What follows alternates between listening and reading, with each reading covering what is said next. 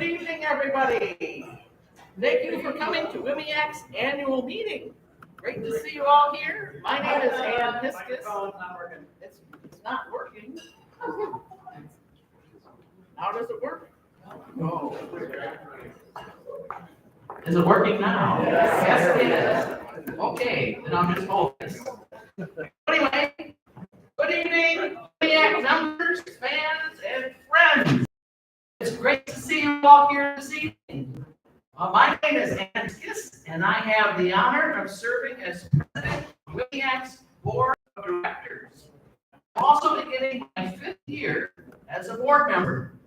And a warm welcome to all of you who are attending via YouTube as well as in person. So please note, everyone, this is a live recording. If you stand up and start dancing in the middle of the program, that will be recorded for posterity.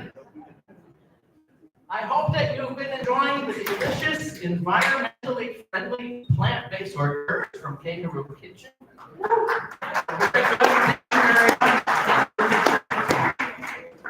This is an example of doing well, i.e. enjoying delicious food while also doing good for the environment, a win-win. And I have found over the years that WMEAC is very good at educating and advocating for doing well while also doing good. I'd like to take a few moments to share with you why I'm involved with WMEAC and how involvement enriches my own life while contributing to the well-being of West Michigan and beyond. Another win-win. Why support an environmental organization? Why a local organization like WMEAC? Well, like most of you, maybe not all of you, but most of you, I'm naturally drawn to the outdoors and the natural world. I love to garden. I love to hike. I love animals, also insects. I guess they're animals. The importance of a holistic approach to ecosystems, and I understand the interconnectedness of all species to each other, and the interconnectedness of all life forms with the physical and chemical environment. But supporting WMEAC is much more than about love of the natural world. When I was about to retire, in quotation marks, after 41 years working in higher education, and begin a new stage of working full-time for free. That's a joke for retirees. They'll understand that. I wanted to put my time and effort where it was most needed and would have the greatest impact. There's no shortage of work that can be done. There's no shortage of worthy causes. We're facing national and local crises in affordable housing, healthcare, child poverty. We face educational disparities and an ever-widening wealth gap, with those on the lower end increasing in numbers and in percentage. Much of this, if not all, is linked to a history of racism and fear of immigrants. So many good causes to choose from. Where to start? And add to this the alarming facts of climate change, as we see predictions of scientists coming true around the globe and in our own backyard, affecting agriculture in West Michigan. Those most at risk from the effects of climate change are vulnerable populations of color or those of lower income. What world are we leaving our children and grandchildren and to future generations? How are they going to be able to live? And what kind of lives are they going to have? For me, choosing to give my time, talent, and money to an organization like WMEAC that has explicitly part of its mission working with diverse communities toward climate and environmental justice, along with clean air and clean water, that works at the levels of education and advocacy for policy change, this was not a difficult choice. Oh, no brainer. Supporting WMEAC is a way to address all the issues I mentioned, either directly or indirectly. Everything is made worse by environment and climate degradation.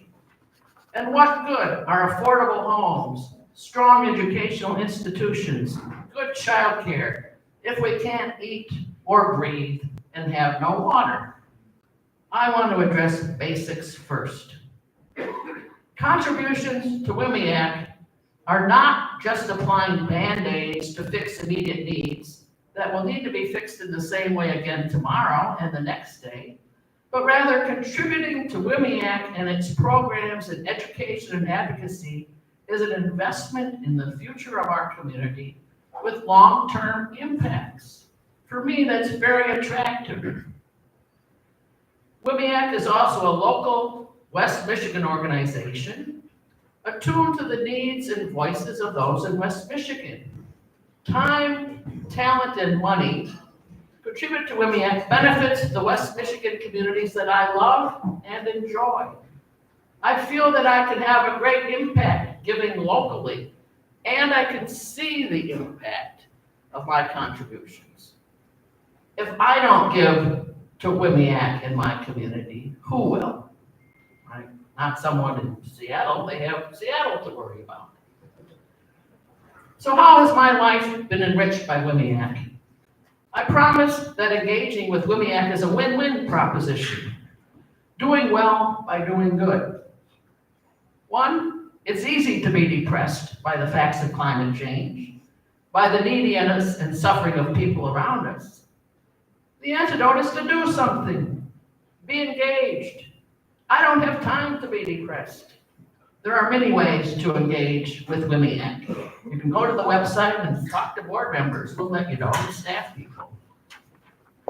Number two, a win-win. Learning and teaching are inherently fun and satisfying.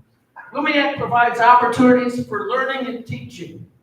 Participating in the Grand River cleanup for many years opened my eyes to the junk and plastic that goes into our waterways. I had no idea. Now, whenever I walk a beach, I carry a bag to pick up the plastic each time, and this is unbelievable. Picking up dozens and dozens of bottle caps and little cigar tips. Who smokes those? I organize teams for the Grand River cleanup through my church, thereby providing learning opportunities for others. Through WMEAC, I learned about watersheds and rain gardens. I learned about the importance of monitoring air pollution in densely populated areas along heavily used transportation corridors and the impact those have on health. It's important because only what is counted ever counts. I learned that. Number three, WMEAC provides opportunities to work and learn from others, to be part of a team. I can't do much by myself, but my voice is amplified and stronger when it's united with the voices of others with similar values. We learn from each other and we support each other. And I'm particularly grateful to my fellow WMEAC board members for the opportunities to learn from the diversity of their professional backgrounds and life experiences. Thank you so much, outgoing board members. And thank you, soon-to-be incoming board members. And thank you to the board members who are staying on. So engaging with WMEAC, time, talent, money, you pick it, has indeed been a win-win opportunity for me. So thanks everybody for being here.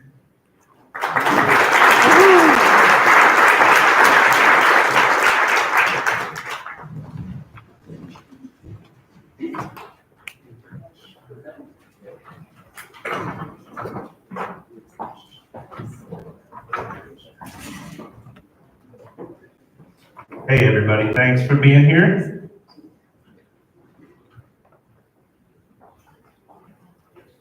All right, that's better. If I would have known that there was a podium, I would have brought a much longer speech. But first of all, in addition to Kangaroo Kitchen, I wanted to give a shout out. We got Last Mile Cafe Coffee over there, the best coffee in town.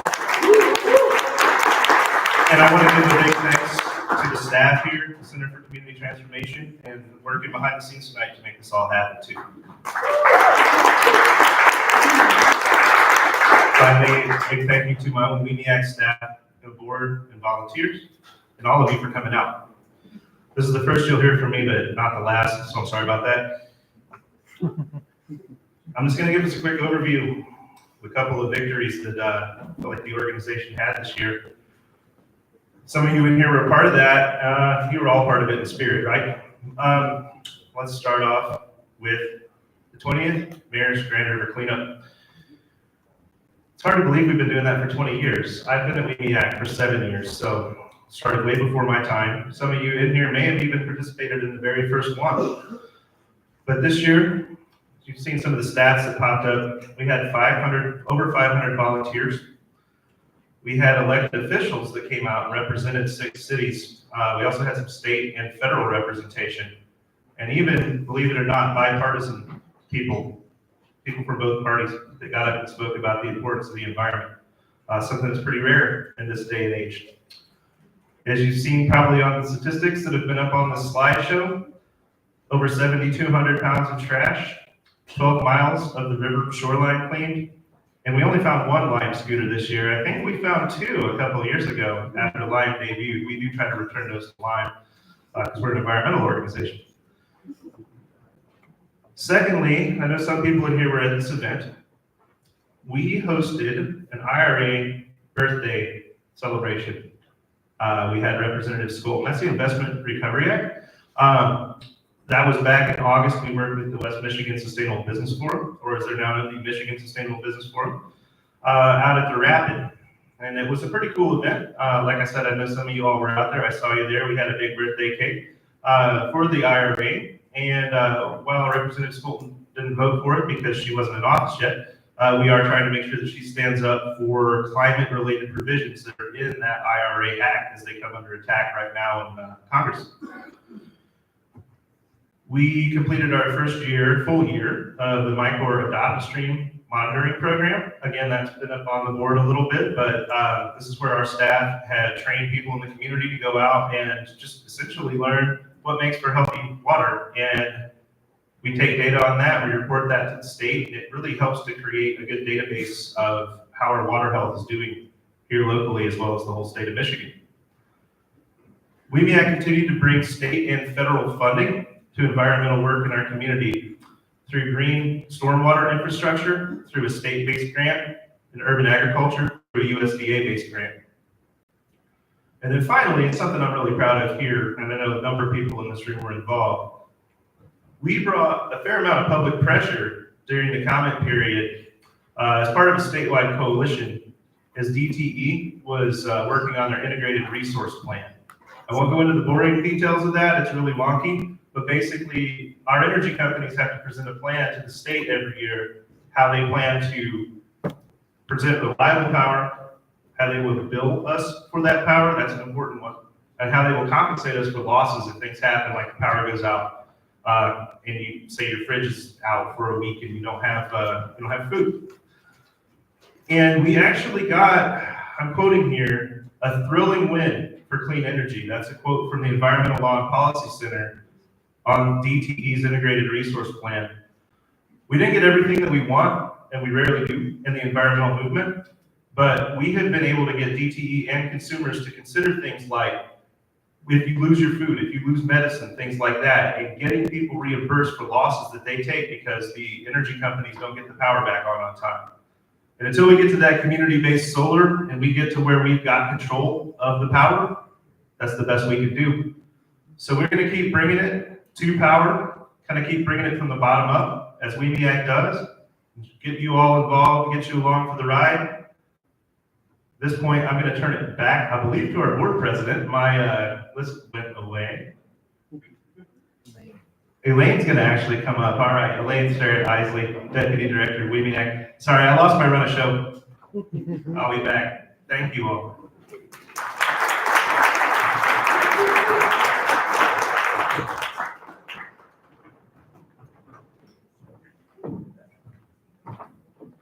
We're all going to get scolded for not knowing the run of show. Sharp prefaced very well. So I wanted to just take a minute to honor and remember some of our colleagues and our partners who we lost in the last year.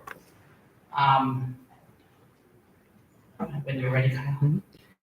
So Gwen Hibbard served as a board member at WMEAC in the early 1970s.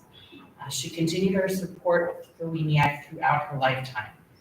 She was a teacher and humanitarian, and she was inspired to leave the world in a better place for future generations. We're honored for her commitment to us, and she will be missed. Carol Rogers, also a board member, she served on the WMEAC board in the early 2000s. She inspired many young students and professionals to enter careers in the environmental field, me among them, actually. We appreciate her many, many decades of support. Kurt Thompson was a research associate at GVSU's Annis Water Resources Institute. Many of us worked with Kurt on a number of different projects over the years. WMEAC has a cubicle hosted at the Annis Water Resources Institute, and Kurt was always a friendly partner, a colleague. It was always great talking to him. He was helpful whenever he could be. His presence will be missed. I had the benefit of working with Kurt for a number of years, and he was truly an amazing person and a good friend. Barbara Robinson lent her support to WMEAC for more than a decade. As a teacher and an advocate, she helped inspire many, many young minds. Barbara was the mother of WMEAC's first director of development, Mary Robinson. And then finally, a quick note on AJ Birkbeck. It has been more than a year since we lost AJ. He was an environmental attorney and advocate that spent the last part of his life exposing and tackling the PFAS contamination and crisis found here in Michigan, but obviously everywhere else as well. We continue to honor his legacy, and last year WMEAC was part of a memorial event in his honor last spring up in Rockford. And we were also part of the committee that helped establish a memorial scholarship in his name for young students who are going to be studying the effects of PFAS. He has big shoes to fill, and the community advisory group, the CAG up in Rockford, misses his expertise and guidance. If we could just pause for just a moment to honor and remember these partners, that would be.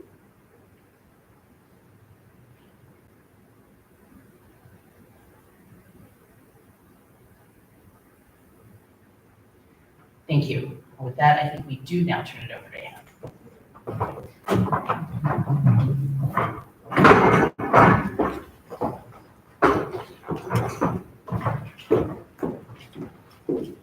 Well, thank you, Elaine. It's good to remember that we're in a long line of people who are active in the environment. We'll miss the people who are gone, but we now have the opportunity of voting for new WMEAC board members. So the line continues. You have information on your tables about 4 incoming board members. Incoming should you vote to approve them. First is Megan Bunchman, currently with Wood TV, Channel 8. And so she'll be an incoming new board person, so thank you very much. We have Mike Lohr. So Megan, you're here today, over here, so please raise your hand. So, thank you for being here. Mike Lohr, currently a professor at Aquinas College and a longtime member of WMEAC's Ideal Committee, is up for board election. So thank you, Mike. We have Chris Reinhardt. Christopher, are you here today? Maybe he's online. Yes. Maybe. Okay, so hi, Chris. Thank you for agreeing to be on the board. So Chris lives in Holland, Michigan, and he's currently worked with finance with Edward Jones. And so those are 3 people coming onto the board for their first year. And I'm also very happy to say that Arasao has renewed her term on the board and will be coming on the board as treasurer for a year. So that's very, very good. Ara currently works as a global analyst at Amway Corporation. And so why don't we take a vote for all 4 people simultaneously. So if you're in favor of endorsing these 4 candidates for board, please signify by raising your hand. Okay. Perfect. Are there any opposed? For the record, no opposed. That's very good. Any abstentions? Okay, for the record, no abstentions. So congratulations to Megan and Michael and Ara and Christopher. You're now officially members of the board. I'll look forward to seeing you in the next board meeting. Okay.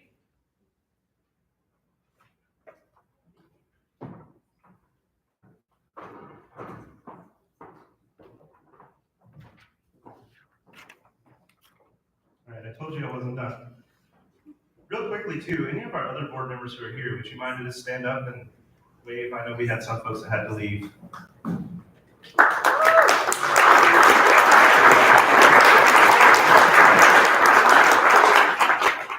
Thank you so much for your work.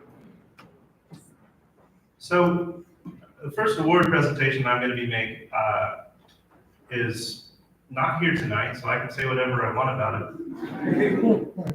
But the thing is, I have nothing but good things to say. Bob Zouster came onto our board. He's actually, this would have been his last meeting, but he is in Arizona visiting family. So Bob was one of the first board members that came onto the board after I had started working at WMEAC. And I realized really quickly that this was somebody who, I started my work so I can say this in pure honesty. Sometimes you'll say, yeah, I'm good to, tell me what to do and I'll do it. And then 3 months later, you see that email and you're like, oh, I didn't do it.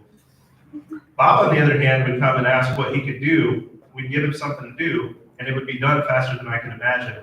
And then I'd turn around and he'd be like, what else can I do? And so we really, I don't know, we put him through the ringer as far as read some of the accomplishments here. Bob has served as the co-chair of our ACT committee. That stands for Action, Coordination, and Transformation. We used to call it the Policy Committee until we realized people didn't really like that policy where it could be a little scary. But Bob has served selflessly as co-chair of the ACT committee since 2021. He has really worked hard on donor development with our past director of development and our current director of development. And he has also offered to continue to participate in creating a development committee now that he's stepping off the board. He's really done anything that we've asked him to and more. And as his buddy Dave Miedema over there was telling me before dinner, now that he's going off the board, Bob Zouster is finally going to have time to do some more biking. Very avid biker. So with that, I'm not sure how I'm presenting this to Bob in absentia. There it is. Bob stopped by our office and we got a picture. I was wearing my favorite Christmas sweater. All right, that is the Joan Wolfe Award. I guess I should have explained. Joan Wolfe Award is for recognition of important contributions to the organizational development of WMEAC. I'm going to move on to our next award that I'm presenting, which is the Activist of the Year Award. That probably doesn't need any explanation. Activist of the Year Award this year is somebody that I met in 2021 when he was first hired as the project coordinator for the Community Collaboration on Climate Change, or C4. This man has guided the C4 from an idea, stack of papers we might say, and I say that with all respect as someone who worked on the C4 and tried to develop it from the beginning. But he's guided it from an idea to an actual force for environmental justice in this community. And it's a pretty thankless task, frankly. I know people know what he's doing, and that's part of why we're giving him this award today, but really, like, it's unsung work. It's work that you do. Sometimes you take a loss and you just gotta, get up, brush off the dust, and get back at it. He's really helped bridge the gap that existed between environmental groups in this community and the people itself that live here. And I think that's probably one of the most critical things that I can say about his work. There's an old phrase, I'm sure we've all heard it, don't shoot the messenger. And I was in a meeting with this man just on Monday, and he was describing going over to Lansing and taking some heat during a little bit of a dust up that we had here locally over our trash incinerator. talking about how he was getting singled out. People were saying, "What are you doing? Why are we having this little uproar over in West Michigan right before this legislation is passed?" So as he was explaining this on this call, I said, "Hey, I just got back from a training in Washington, D.C., and I met activists from Arizona who had heard about what we had been doing in Grand Rapids and standing up against this incinerator, and people were thanking us." And I said, "This is part of a coalition. We basically listened to the community, and we got together, caused a little bit of a ruckus, got a little bit of a policy victory. It wasn't a slam dunk, but as I said earlier, it rarely is. But I shared that because I thought, well, yeah, things can seem pretty thankless, or it seems like you're always in the crosshairs. But when people that many states away know what's going on here, and one of the leaders is in this room, I think that's worth note. So without any more talk from me, I want Ed Andre to come up here, please.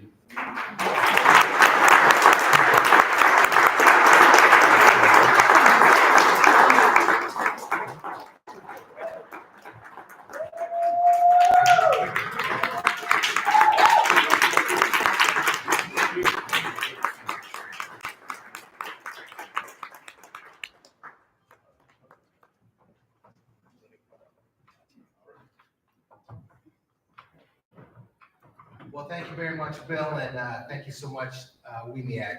What an incredible honor. I'd like to begin today with a land acknowledgement.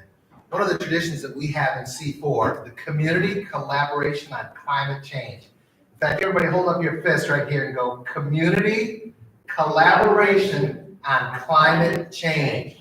We call it C4, just to keep it a little bit shorter. But in C4, we begin each of our meetings with a land acknowledgement. And I'd like to share that with you now, if you'll give me a moment.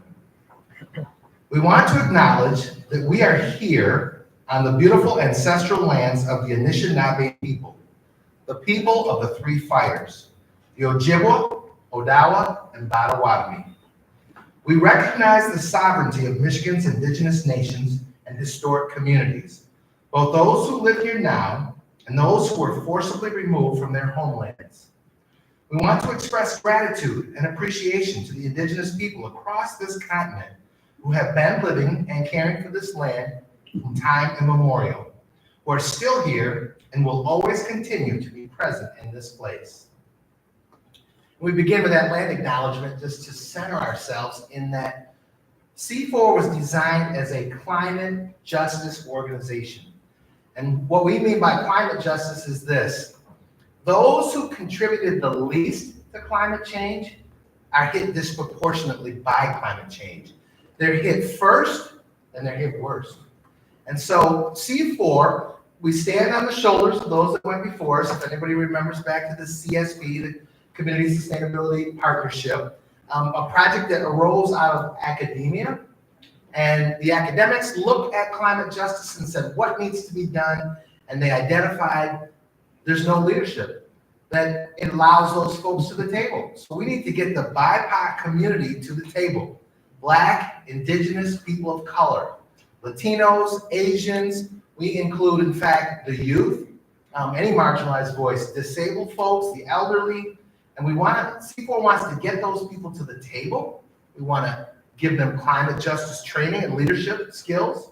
And then we want to resource those people. And we want to find those people that live in Grand Rapids. So we went all over the city of Grand Rapids. And this is really all under the leadership of historically white organizations such as WMEAC. We stand on your shoulders. So there's a host of organizations that helped stand this thing up. They contracted me, and as I went around the city and I found the frontline community in all four quadrants of the city, we began to resource these people and stand them up. And our boundaries are really in the city limits of Grand Rapids. And yet, because this justice movement that we were beginning resonated so strongly across the city, and then into the counties surrounding us, and then to the state level, we ended up having influence all across the state of Michigan. We went this year to Washington, D.C., Cleveland, Ohio. We were in Oakland, California. And everywhere we went, we lifted up this model of BIPOC leadership. So often you'll have organizations where white folks are doing this in their silo, and then black folks are doing this in their silo, and you have a Latino group, and you have an Asian group. And the wisdom of C4 was, let's bring all these people to the table together. let's do this in a community collaboration. And that's been the great privilege of working with C4 is this collaboration. So I would like to recognize Bill's a member of C4, but I'd like all the other members, leadership team directors and ambassadors, if you would just stand for a minute. These are the people that work side by side.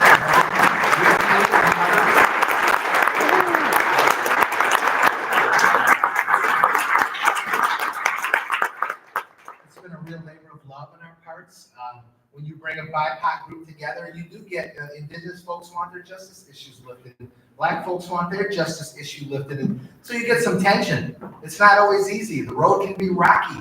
And as Bill said, sometimes they shoot the messenger. That's me. But through it all, we've persevered and we've had some really big wins this year ourselves. A year ago, we attended some of the conferences around the country, a state like the My Healthy Climate Conference. The following year, we were asked to present. We had attended the Environmental Justice Conference. The following year, we were invited to present. When we started out, we've been given a grant by the WMEAC Foundation. We also, of course, we work very closely with the City of Grand Rapids. We got to give a shout out to the Office of Sustainability as one of the major partners, an original partner in the CSP, and still sitting side by side on the board and in the trenches with C4. The Office of Sustainability has been incredible. We've worked on the CAP, the Climate Action and Adaptation Plan. We're working on climate risk and vulnerability surveys. And amongst all the work we're doing, we've got these incredible accolades. But the thing that I'm most proud of myself is the work that we've done with our ambassadors. Our C4 ambassadors, we found folks all over the city. They were already leaders in the community. They might have been working on issues about environmental things like lead, or they were working on children's issues.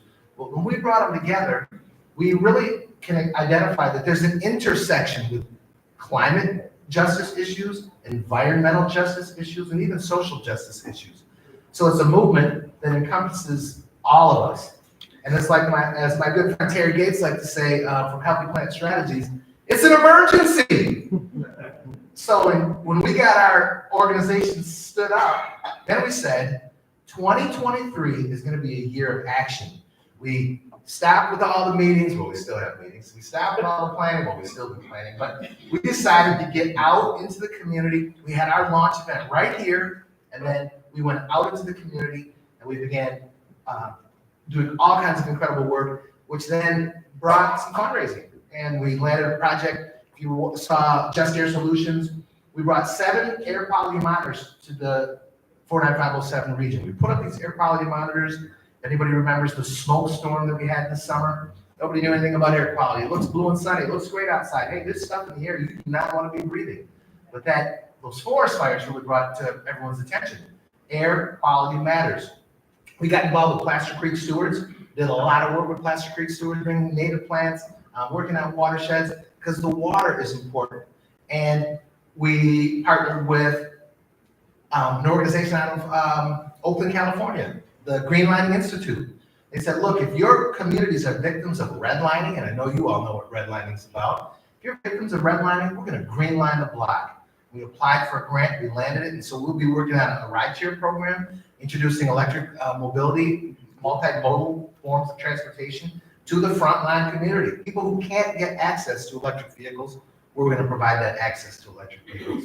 And then we partnered, because we are all about collaboration, with Friends of Grand Rapids Park, and we wrote a grant with them and landed a $5 million grant to plant 15,000 trees in the city of Grand Rapids. And we'll be following the Justice 40 principles that will be putting these trees into the communities that need shade. We've got all kinds of heat islands, and guess where they fall? In all these rural communities where the landlord doesn't want to rake and deal with sticks and acorns. So they quit planting trees 40, 50 years ago, and now we have this heat island effect all throughout the city in these black and brown neighborhoods. We're going to put shade over those homes. We're going to put shade over that concrete and asphalt. And we know the trees, you can get 11 to 18 degrees savings in temperature just by planting trees. It's a long-term solution. None of these are quick fixes. Bill will tell you that. You already know. If you're waiting to stream, as I see in these pictures, it's not a quick fix. People will throw more trash in the river. You gotta get out there and do it again. Trees take 30 years to develop, but I'm telling you, we've started a movement, and as Bill so eloquently said, we brought all these different community members together so that, you know, the white organizations don't have to work over here in their silo with the blacks, and so we're bringing everybody together because it's going to take every single one of us to take action in your yard, in your neighborhood, in your city, in the state, and in this nation. And if the United States of America, one of the most polluting countries in the world, can curb its greenhouse gas emissions and all the other stuff that we're doing, plastics and so on and so forth, will be a shining beacon on a hill that everyone can turn to and say they've put their money where their mouth is and they've taken action. So I challenge each and every one of you to take action. And thank you so very much for listening.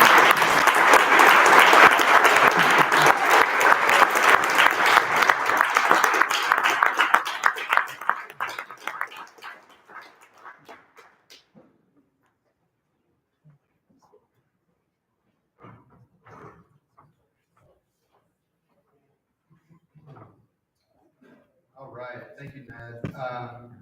Good evening, everybody. My name is Carlos Calderon, Director of Sustainable Community Development at WMEAC. For those of you who don't know me, I am going to be presenting the Business of the Year Award to Eric from Last Mile Cafe. Just briefly, in their first year open over on Hall Street, Eric and his business partner Sarah have begun making a significant contribution to their community through their Give Back program, hosting community conversations around climate justice and anxiety, which I'm sure a lot of you have had in the last few years. And also roast and brew some of the best coffee in the city, as Bill already mentioned. If you haven't tasted it, please do. Their focus on sustainability doesn't just include environmental issues, but issues around criminal justice reform, youth programming support to help us build a better, more sustainable future. So I just want to say thank you for all your contributions to WMEAC and the community.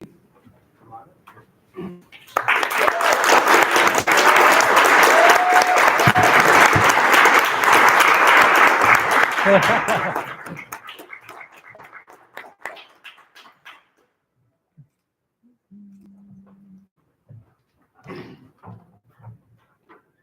didn't prepare anything, so this will be very quick. I do sincerely just want to thank all of you. I think that is just extremely important. Last Mile Cafe really just exists as a space for people like you all to come and not feel like you're alone and caring about the environment, caring about our community. And we want to continue to be a place where you all can come and know that your coffee is being ethically and sustainably sourced, knowing that we're doing the work behind what you're seeing to really try to take care of our community and the environment and the farmers that we source our coffee from. So that's really all I want to say is like, thank you all. We just, have a business. We get up early and open the doors and brew the coffee, but we really are just a space for you all to come and continue doing the work that matters every day. The decisions that you all make do add up. So please continue to support businesses like Last Mile Cafe and just continue to make those decisions every day when you can to protect our environment. Thank you.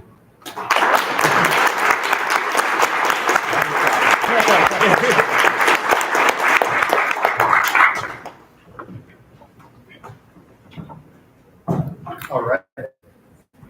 Next is the Volunteer of the Year. Rope Pim has contributed over 200 hours of volunteer time to our Adopt a Stream program, our Teach for the Watershed program, our Summer Science Explorers, and of course the Mayor's Grand River Cleanup. They are a person who welcomes conversation with strangers that aren't friends yet, encourages openness, and promotes the environmental stewardship values of WMEAC. Thank you for your continued service and support.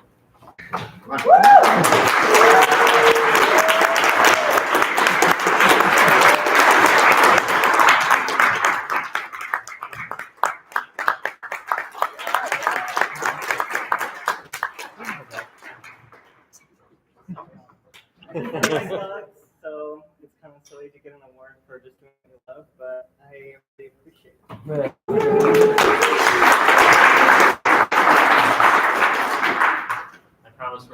to say anything, so that's why it was a quick exit on the last. But thank you so much for joining us tonight. My name is Kyle Hart, and I'm the Education Programs Manager for WMEAC. So I run our environmental education programs that Carlos had mentioned, like our Teach for the Watershed program with Grand Rapids Public Schools and others. Summer Science Explorers, where we've been going out into Muskegon to learn about water quality with our friends at AWRI, and countless other workshops and other great opportunities to connect with the communities that I love here in West Michigan with my other program staff to do fun stuff. So I am here to give some awards out for our educator, intern of the year is first here. Intern of the year means many things to each one of our staff members at WMEAC. We try to collaborate this time of year on who should get these awards and how should we present them. And we host a variety of interns throughout the year to help us with our programs, like I mentioned, communications work, policy work, and all of our wonderful workshops that I've been able to plan. And I'm sure, as our recipient is familiar with, we ask our interns to do pretty much everything else that comes across our doors as well, which they've met with enthusiasm and open arms to any challenge that has come across.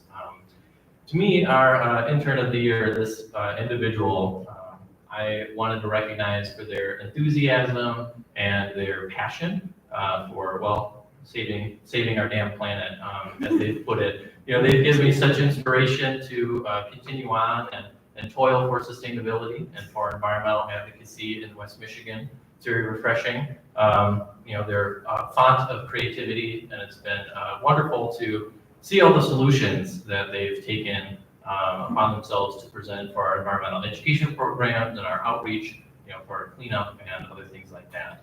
I've had the pleasure of working with our recipient for 2 consecutive internship periods. They fortunately liked it so much, or maybe we had so many projects going on that they just couldn't stop midway. But for your dedication to our zero waste and landfill programs, for bringing compost into the classroom and our communities, and for all of your hard work and for loving worms as much as I do.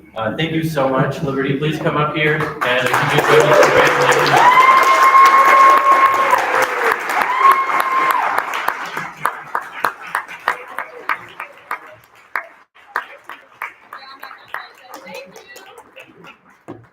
Keep it short and sweet, getting us back on time.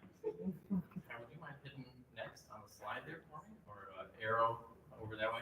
Our next, there we go. Our next award to give out is our Educator of the Year, and it's very bittersweet to think about all of the wonderful educators that I've had the chance to work with. Our diversity of programs and outreach gets me into a lot of different spaces where I meet wonderful people. But when I think about this year's recipient, her passion for environmental education, more specifically connecting our youth, our future in action projects for climate resiliency is her focus. Planting trees or doing other work to organize and rally our students to improve recycling at their school. I've been able to work with her for the last 2 school years as we've joined forces advising the Montague Middle School's Sustainability Club, the Climate Cats. The Climate Cats is a brand new group of wonderful middle school students who are interested in recycling, about learning about water, about learning about climate change and what that means for their futures. And I am so excited to see that they've gotten such support from educators like this individual, Mary, here. And she's been doing all of this in her spare time as a retired teacher. So Mary, if you could join us and up here, please, and please join me in congratulating our Educator of the Year.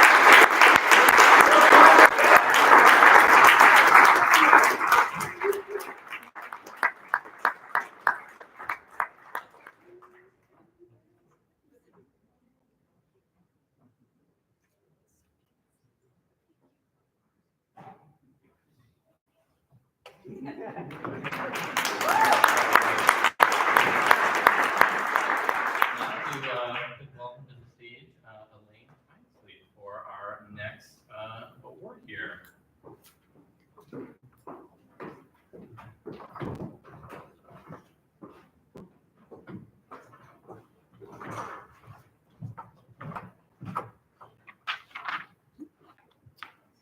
Okay. So this is our final award of the evening. Apparently it's not. I was just corrected on that particular issue. So this is the CR Edison Award. The recognizes and contributions to the environmental protection in. It is my honor to present this award to Alan Steinman, former director of GBSU's Amherst Water Resources Institute. I had the privilege of working with Al early on in this second part of my career. Al understood the need for translating the science into policy so that the research could actually make a difference in improving our environment. He's 20 plus years here in West Michigan. He also elevated Grand Valley and AWRI as a regional research center and academic unit within the university, earning faculty status for his staff and launching a successful graduate research program. He's an aquatic botanist by training, but has expanded his expertise to a number of other local and regional issues. This is by no means a comprehensive list. This is just what I could come off at the top of my head. Algal blooms, climate solutions, groundwater issues, and microplastics. He is a sought-after speaker by us at WMEAC and so many others in our community, and he's always willing to lend expertise to help us all better understand the issues and what we might be able to do to help improve the environment here in West Michigan. Al was not able to join us here tonight. He was planning on it, but his travel plans resulted in a little bit of a viral situation. So he wasn't able to join us. He didn't want to share those germs with us all. So it's my pleasure to accept this award on his behalf to make sure that he gets it. Congratulations, Al. I know he's watching virtually, so thank you very much.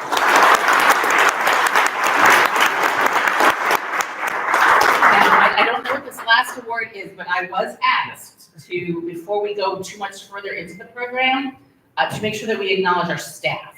So all of the WMEAC staff, if you could please stand up so that everyone can see all of the wonderful work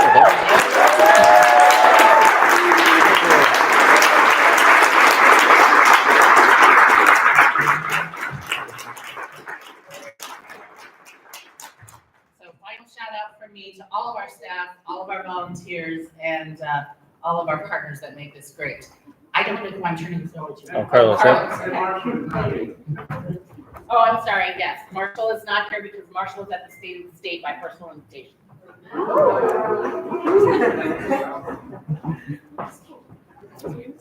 All right, so our final word. We're calling this is a brand new award for us this year. We're calling it the Trailblazer Award, or Trailblazer of the Year Award. Two of the Urban Core Collective's climate justice organizers set out on a mission last year to inform our community about the perils of climate change.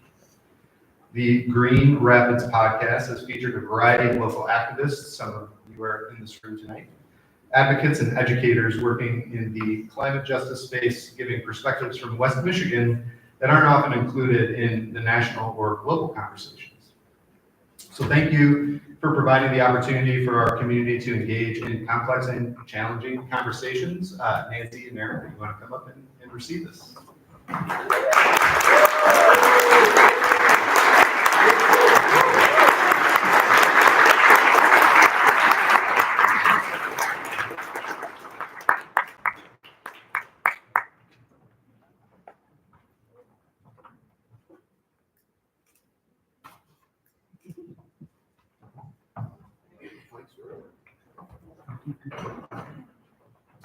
Hi everyone, good evening. First of all, thanks for having us here. It's our first award ever, so we're very excited.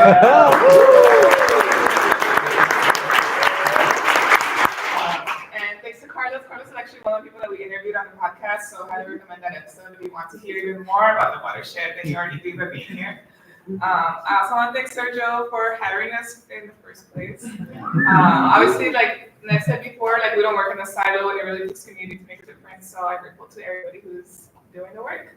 Thank you. Thank you all so much. And Nancy and I just honestly, we were talking about this. We genuinely would not be here if it wasn't for people like you. There's a lot of people who continue to listen. There's a lot of people who continue to want to add to this space. And because of the advocacy that we're able to do, we're able to lift voices for people who look like us. And like Ned mentioned, that's not always done. And so I'm loving to see this room incredibly diverse today. I would love to see that more. And we just hope that you guys continue to listen to what we have to say as a way to educate yourselves and hopefully have some fun. So thank you all so much.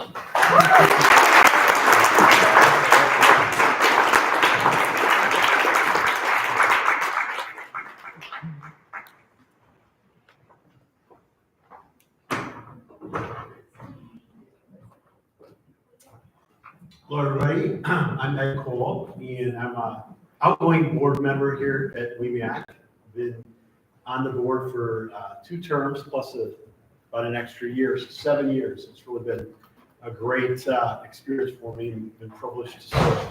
So I am, I think, last on the agenda. So they put the finance guy, I'm also the treasurer, they put the finance guy at last, so you know what's probably coming here. But I really want to express appreciation for everybody, for all your contributions, for coming tonight. It's been great to hear the stories and see all the people who are making it happen. It's really refreshing to see all the good work that's being done. And it's really great to be among like-minded people. In my role as treasurer, I've been able to see over my 7 years how much the organization has really changed and evolved, and it's really quite surprising.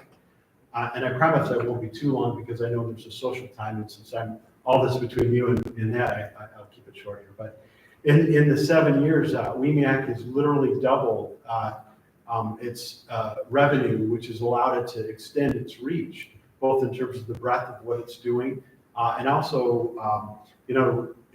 we're doing things over at the lake and Muskegon and Holland and right here in Grand Rapids. Look at all that we've been able to accomplish and extend, and we're working on climate change and air quality.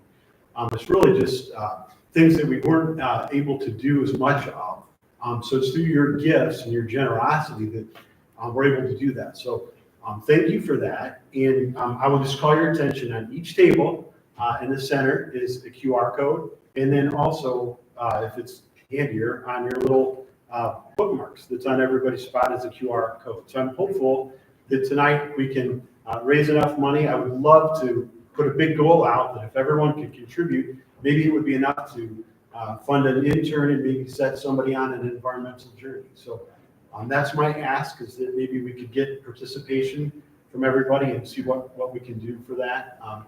And with that, I think, is the bar still open? Can anybody confirm that? We have social time from now till 8. So once again, thanks for all your gifts, your volunteering, your donations, as well as your financial gifts for all that it enables. And tonight you got to hear from some of the work that was done. So thank you, everybody.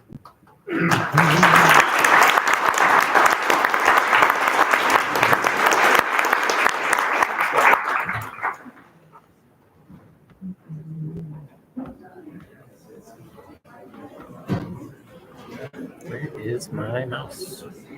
There it is.